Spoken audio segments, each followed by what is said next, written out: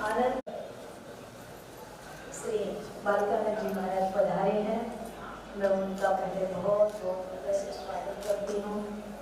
मैंने जैसा कहा कि आप सब की बड़ी खबा है, संतों की बहुत व्यस्त रहते हैं। इसी क्रम में हमारे वयोवृद्ध श्रोत्रिय ब्रह्मनिष्ठ परमहंस परमविद्याचार्य महापुरुष जी के चरणों में प्रार्थना करते हैं। दो शब्द आशीर्वचन के दें। कुछ ही समय तक जब है तो थोड़ा सा आप इच्छा कर रहे हैं। अच्छा, मुझे कोई जल्दी नहीं है, पर जल्दी संतों को है, क्योंकि उसकी तारीख बहुत सारे व्यस्त आती है।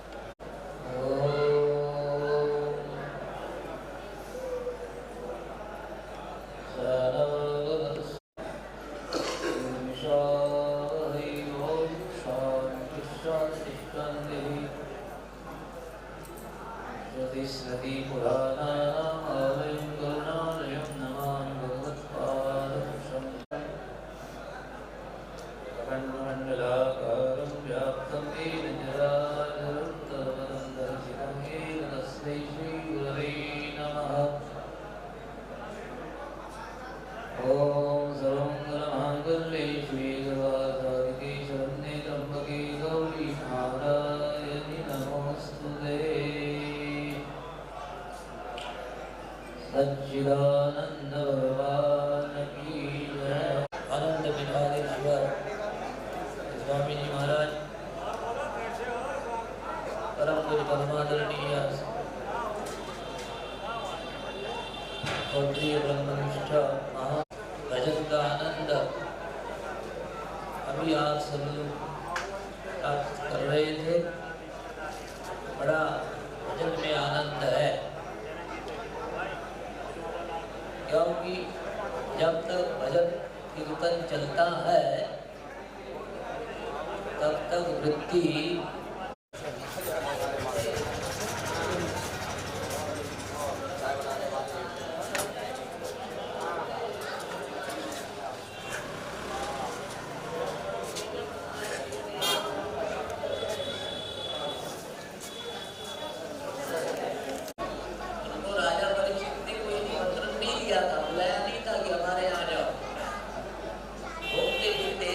हो गई। सुखदेव जी महाराज के राजा परीक्षित को दर्शन प्राप्त हो गए, क्योंकि सुखदेव जी महाराज परिव्राजक है। भ्रमण करते करते अपने आप ही राजा परीक्षित के पास पहुंच गए। सत्य ऐसी कृपा करते हैं कि पृथ्वी पर संसार महापुरुष महात्मा यदि ही परिव्राजक ही बढ़ाते हैं। तो ऐसा ये संत समाज आज जहाँ माता जी के प्रांगण में इकट्ठा हुआ है, ये भक्तजनों का बड़ा भाग्य है, पुण्य है, क्योंकि संतों के दर्शन बहुत जन्म के पुण्य से होते हैं। भगवान ने गीता में कहा है कि विद्वान ऐसे महापुरुष होते थे कि जिनका नाम करते थे और जब तक तो बात ऐसी है भगवान ने प्रणाम करें। प्रसन्नता से भर दिखता है। ऐसे ऐसे संतों का दर्शन मिला और पुण्य का आशीर्वाद मिला, उनका स्नेह मिला, प्रेम मिला, उनकी कृपा मिली।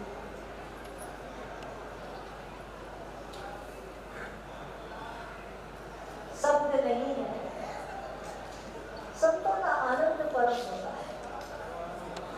एक मुझे स्मरण हो रहा है,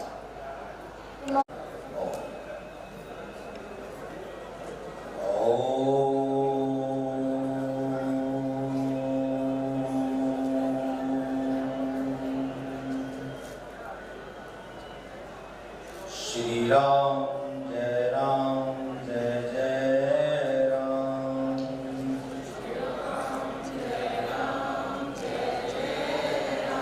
श्री राम जय राम जय जय राम। श्री राम जय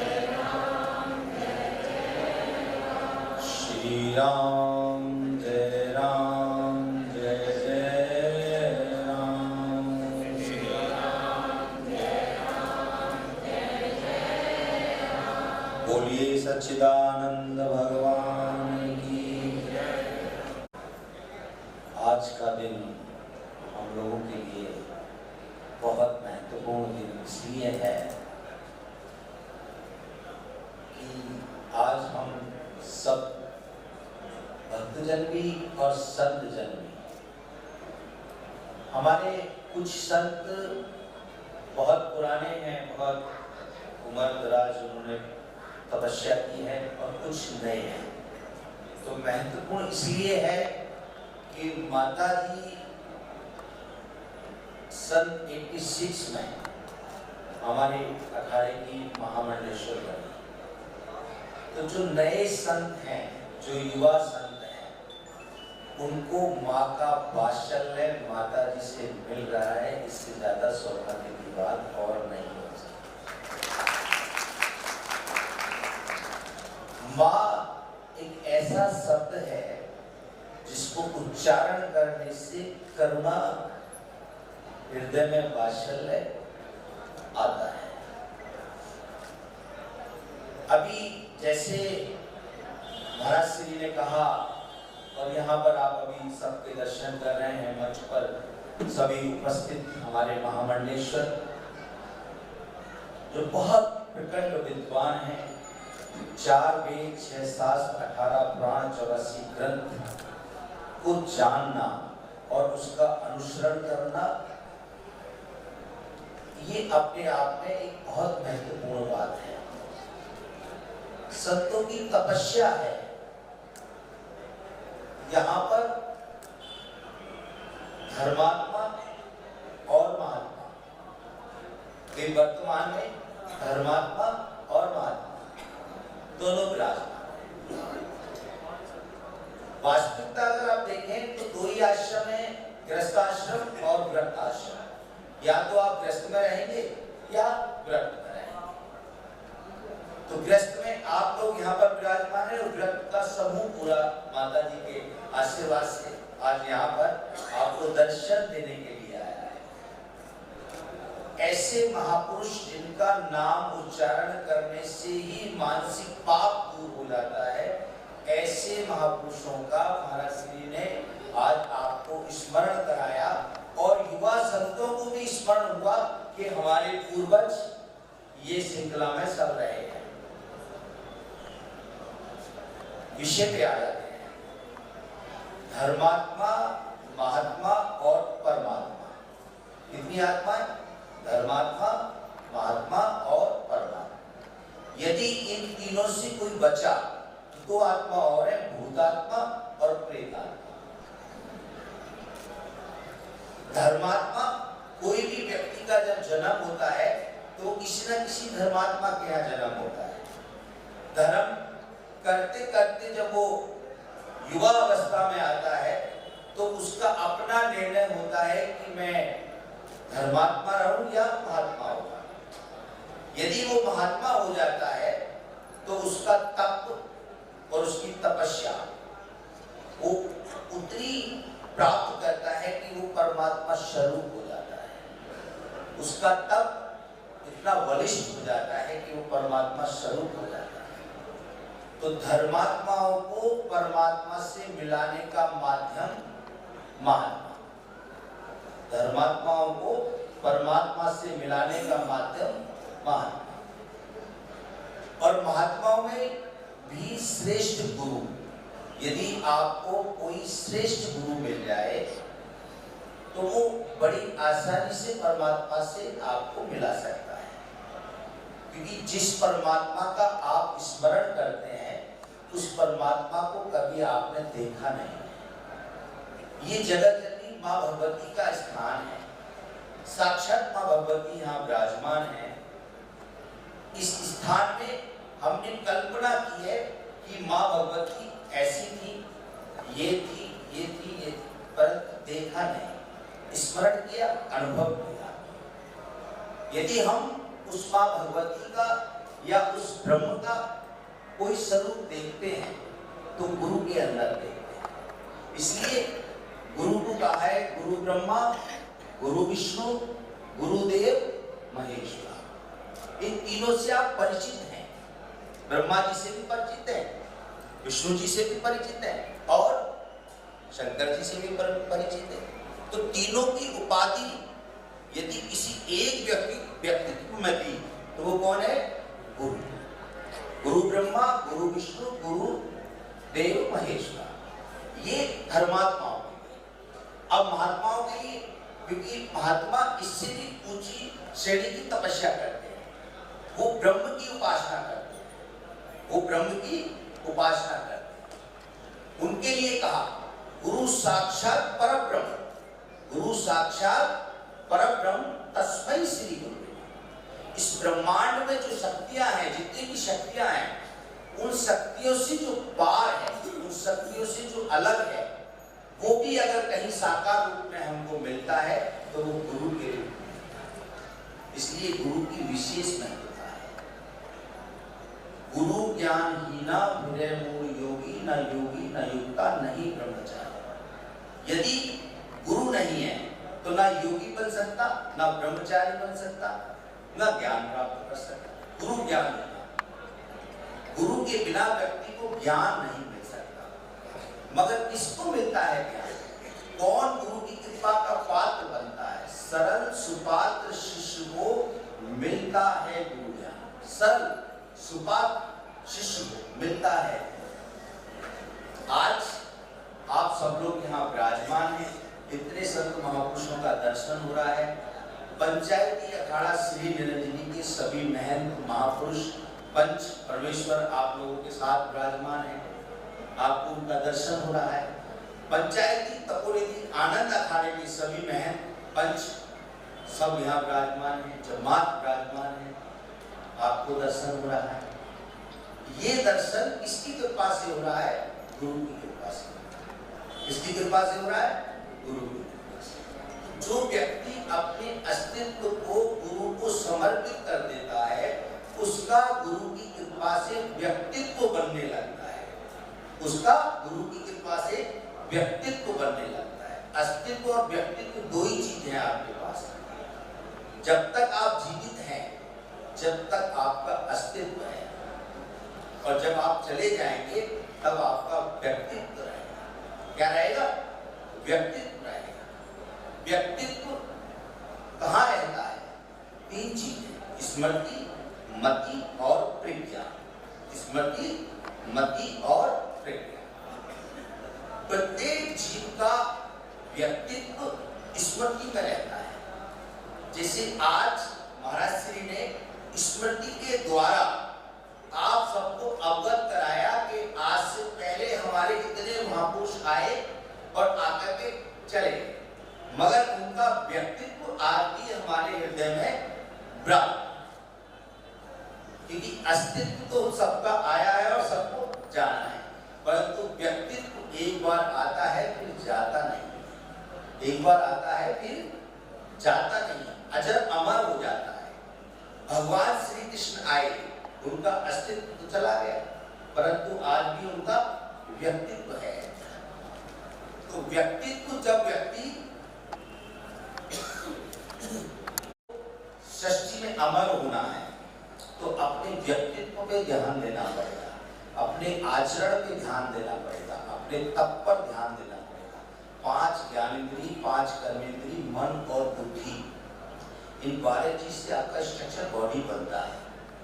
इस बॉडी के अंदर आपको जो भगवान ने मन दिया है, जैसा कि भजन की बात है, माता जी ने संसार की बात की।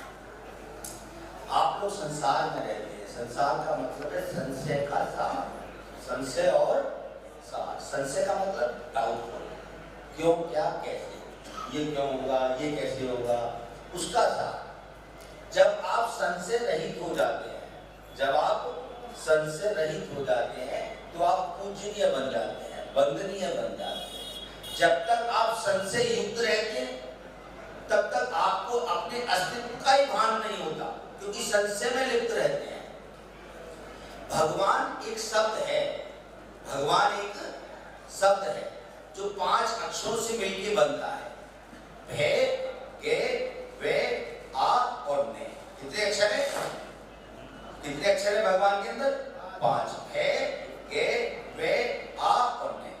भे पृथ्वी, कै मीन्स गगन, आकाश, वै मीन्स वायु, हवा, ए मीन्स अग्नि, आग, न मीन्स नीर, जल। 5 तत्वों का जो मिश्रण है उसके अंदर जो ईश्वर का अंश है वो भगवान है। तो सबके अंदर 5 तत्व हैं, सबके अंदर ईश्वर का अंश है, तो सभी तो भगवान है। परंतु फिर भी हम संसार में रहते हैं तो हमें संशय है, हमें क्या है, संशय है कि हम भगवान हैं या नहीं है। इस बात को हम प्रमाणित नहीं कर पा रहे। ब्रह्म सूत्र कहता है अयम ब्रह्म अस्मि, मैं ब्रह्म हूं, सर्वस्व ब्रह्म है। जब सर्वस्व ब्रह्म है फिर संशय क्यों? सर्वस्व ब्रह्म है तो कौन प्रमाण दे कि मैं ब्रह्म हूं? कौन प्रमाण दे कि आप ब्रह्म हैं? कथा प्रमाण देती है कि आप ब्रह्म हैं। कथा प्रमाण देती है कि राम ब्रह्म थे। कथा प्रमाण देती है कि कृष्ण ब्रह्म थे। तो आप ब्रह्म हैं, परंतु आप संसार में हैं। आपके ऊपर भगवत कृपा है, परंतु आप संसार में हैं, संशय में लिप्त हैं। तो 5 तत्व आपके अंदर, 5 तत्व भगवान के अंदर, तो सब भगवान है। परंतु आप कब भगवान का व्यक्तित्व को प्राप्त कर सकते हैं? जब प्राप्त कर सकते हैं जब आप संशय से रहित हो जाएंगे। किससे रहित हो जाएंगे? संशय से। उदाहरण के लिए जैसे अभी कोरोना की महामारी चल रही है, आप सब देख रहे हैं और उसका प्रभाव भी देख रहे हैं। जब किसी व्यक्ति को बुखार आ जाता है तो उसे ऐसा लगता है कि अब मैं शायद ठीक होऊंगा या नहीं होगा, कहीं कोरोना नहीं हो गया, वो संशय में डूब जाता है।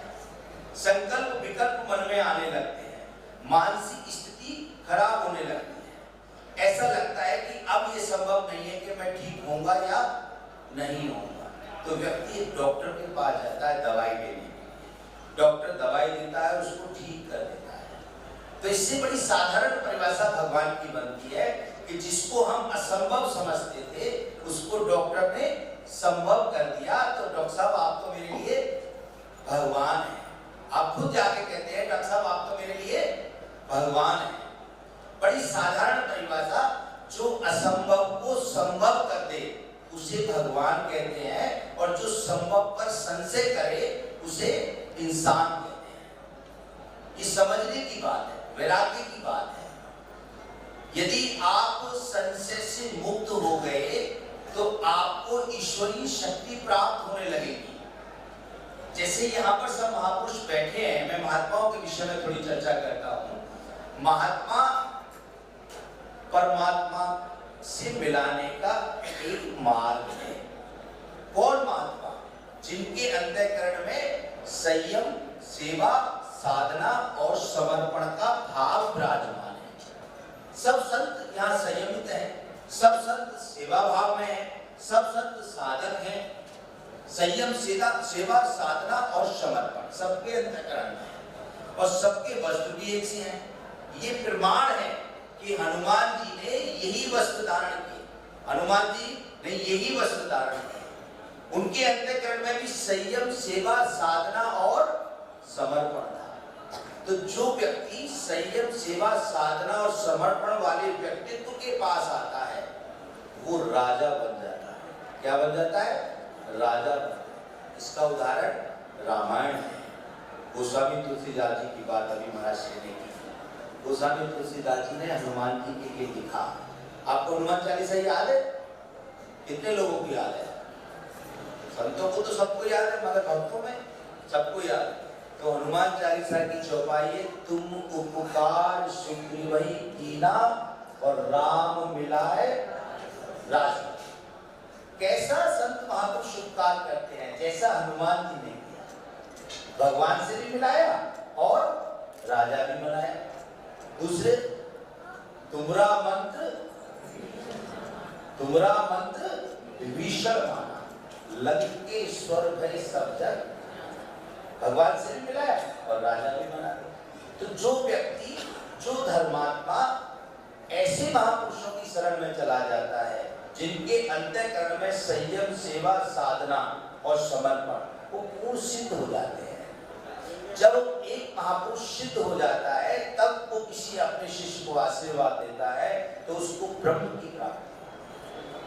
उसको ब्रह्म की प्राप्ति होती है और संसार की जितनी भी वस्तु है वो सब प्राप्त हो जाती है। तो आप लोगों के लिए ये आज का दिन बहुत महत्वपूर्ण है, क्योंकि कुंभ मेला में ये रुद्र कुंभ है। सब कुंभ 12 वर्ष बाद आते हैं, ये 11 वर्ष बाद आया है, इसलिए ये रुद्र कुंभ है।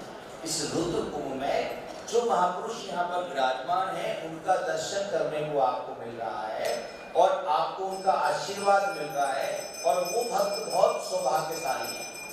मैं अपने प्रवचन में एक बात कहता हूँ, जिनके पुत्र होते हैं वो बहुत भाग्यशाली होते हैं, जिनके पुत्र होते हैं वो बहुत भाग्यशाली होते हैं और जिनकी बेटियां होती हैं वो बहुत सौभाग्यशाली होती हैं। जिनके बेटियां बहुत सौभाग्यशाली हैं कि माता जी का आपको आशीर्वाद मिला और आपके द्वारा कमाया हुआ धन संत महापुरुषों की सेवा में लग रहा है। इससे ज्यादा आप लोगों के लिए सौभाग्य होगा ही। और आज माता जी की जो कृपा आपके ऊपर हो रही है, आप इस कृपा का यदि ध्यान करें, यदि इस कृपा को समझें, यदि आप इस कृपा का अनुसरण करें, तो आपके जीवन में चैन बना के दिए ईश्वर ने, वो गुरु की कृपा से आपको अपने आप मिल जाती है। क्या चैन बनाई है? आप देखें, आपका जीवन जो प्रारंभ होता है वो 7 दिन में प्रारंभ होता है और 7 दिन में ही समाप्त होता है। जीवन के 7 ही तो दिन है। कितने दिन है जीवन के? कितने दिन है? 7 दिन। जीवन के कितने दिन है? 7 दिन। 7 दिन में व्यक्ति आता है और 7 दिन में ही व्यक्ति चला जाता है। 8वां तो कोई दिन है नहीं। पहला दिन कौन सा है? रविवार। दूसरा दिन कौन सा है? सोमवार। तीसरा दिन कौन सा है? मंगलवार। चौथा दिन कौन सा है? बुधवार। और 5वां दिन कौन सा है? गुरुवार। और 6वां दिन शुक्रवार। और 7वां दिन शनिवार। 8वां दिन कहाँ है? 8वां दिन तो नहीं है। 7 दिन में ही आप आते हैं और 7 दिन में ही चले जाते हैं। जो व्यक्ति अपने गुरु की कृपा पात्र बन जाते हैं तो ईश्वर ने चैन जो बनाई है उसका लाभ उनको मिलने लगता है। यदि आपके हृदय में इन संत महापुरुषों के प्रति, भगवान के प्रति और अपने गुरु के प्रति पूर्ण विश्वास आ गया, पूर्ण विश्वास आ गया, तो आपका जीवन बदल जाएगा। जैसे पहला दिन कौन सा होता है? रविवार। रविवार इसलिए मैंने बताया कि रवि कहते हैं सूर्य को। जब सूर्य निकलता है तो आपका अस्तित्व और आपका व्यक्तित्व लोगों के सामने आता है, आपको अपने अस्तित्व का भान होता है। इसलिए पहला दिन आपके जीवन को प्रारंभ करता है। परंतु उसका दूसरा नाम है रविवार का एतवार। दूसरा नाम क्या है? एतवार। एतवार उर्दू का शब्द है माता जी। एतवार का मतलब विश्वास। एतवार का मतलब विश्वास। यहाँ से जीवन प्रारंभ होता है।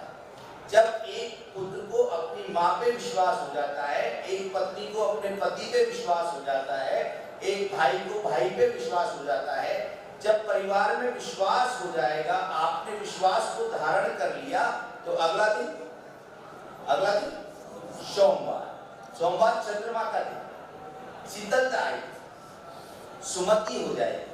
यदि आपने अपने परिवार में विश्वास धारण किया तो आपके यहाँ क्या हो जाएगी? सुमति हो जाएगी। सोमवार क्या लेके आएंगे? सुमति लेके आएंगे। और जब विश्वास आ गया और सुमति हो गई तो अगला दिन फिर मंगल ही मंगल होगा, कभी भी अमंगल नहीं हो सकता। हो सकता है क्योंकि विश्वास है, सुमति है, तो फिर मंगल। और जब मंगल ही मंगल होगा तो अगला दिन बुधवार, गणेश भगवान का दिन है। बुद्धि श्रेष्ठ हो जाएगी, विवेक जागृत हो जाएगा, चेतना जागृत हो जाएगी, आपका मन परमात्मा में लगेगी। विश्वास धारण किया तो सुमति आई, और सुमति आई तो मंगल आया, और मंगल आया तो बुद्धि आपकी विवेकशील हो गई, टेंशन मुक्त हो गई। आप लोग अपने परिवार में एक शब्द यूज करते हैं, टेंशन। क्या मतलब टेंशन का? मैं तो साइंस का स्टूडेंट हूं, इसलिए थोड़ा सा आपको विस्तार से बता देता हूँ। 10 माने 10 और सन माने सूर्य। आपको एक सूर्य की गर्मी बर्दाश्त नहीं होती और आप बोलते हो टेंशन है मुझे, 10 सूर्यों की गर्मी, 10 सूर्यों की गर्मी कैसे बर्दाश्त कर सकते?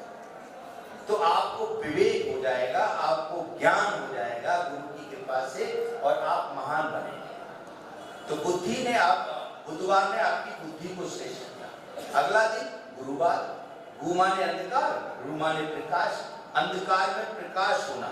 जैसे आपके अंतःकरण में प्रकाश होगा ऐसे समाज में आपका प्रकाश बढ़ने लगेगा। लोग कहेंगे वो परिवार बहुत अच्छा है, बड़ा विश्वास है उनके अंदर, बड़ी सुमति है और सब कार्य उनके मंगल ही मंगल होते हैं, इतनी कृपा के पात्र हैं भगवान की। तो आपका यश बढ़ने लगेगा, आपकी कीर्ति बढ़ने लगेगी, आपका प्रकाश बढ़ने लगेगा। फिर अगला दिन शुक्रवार, शुक्रवार मां लक्ष्मी जी का दिन, तो लक्ष्मी जी आकर के आपके यहाँ विराजमान हो जाएंगी और जब लक्ष्मी जी नहीं रहेगी सुख शांति आकर के विराजमान हो जाएगी।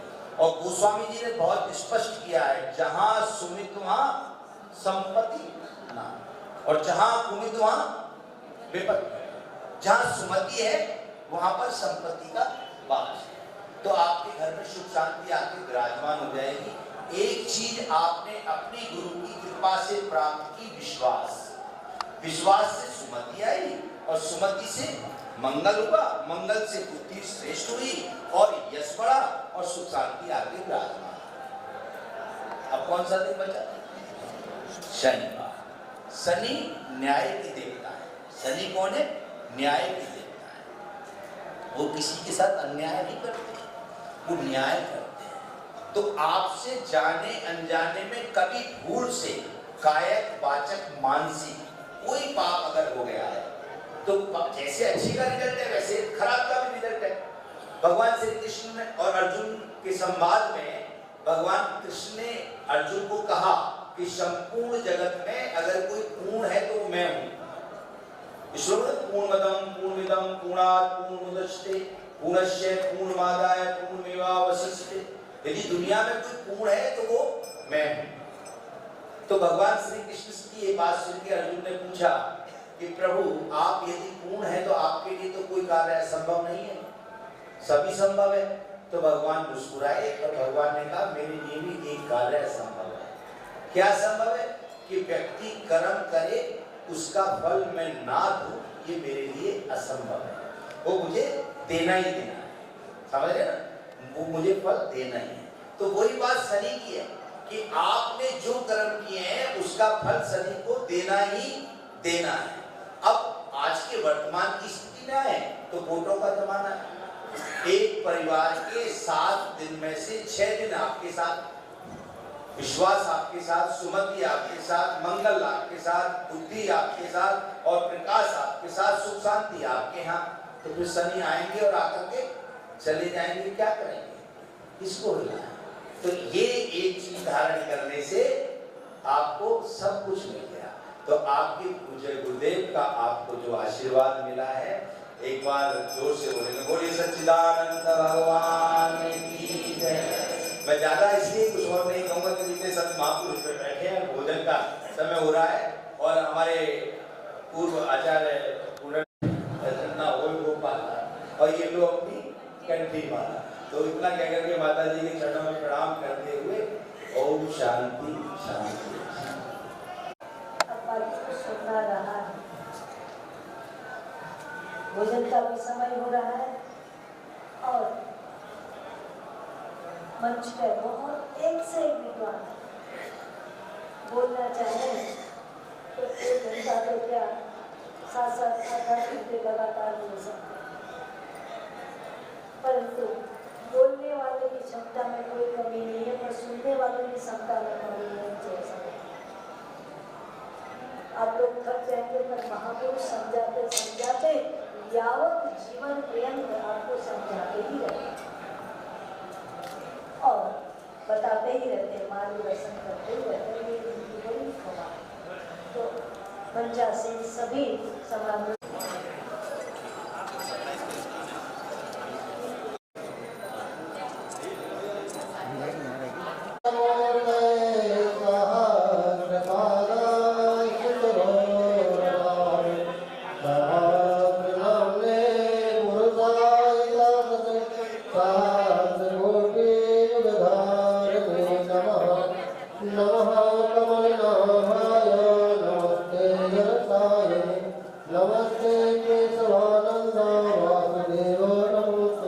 शंकरं शंकराचार्यं केशवं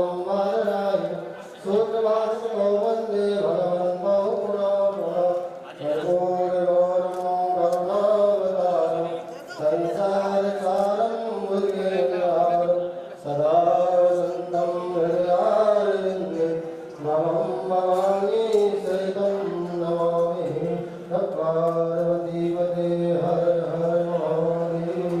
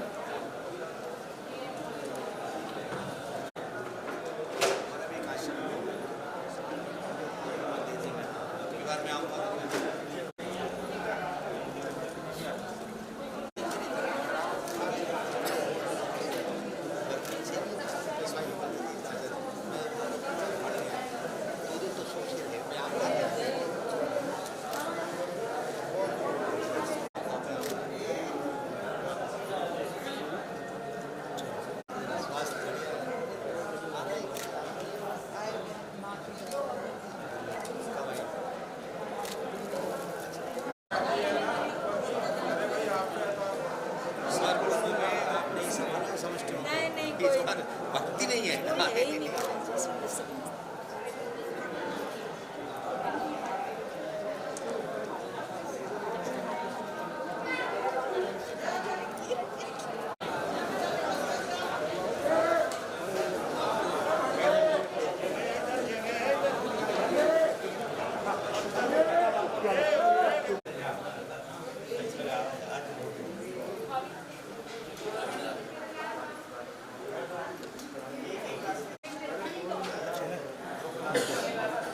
चलो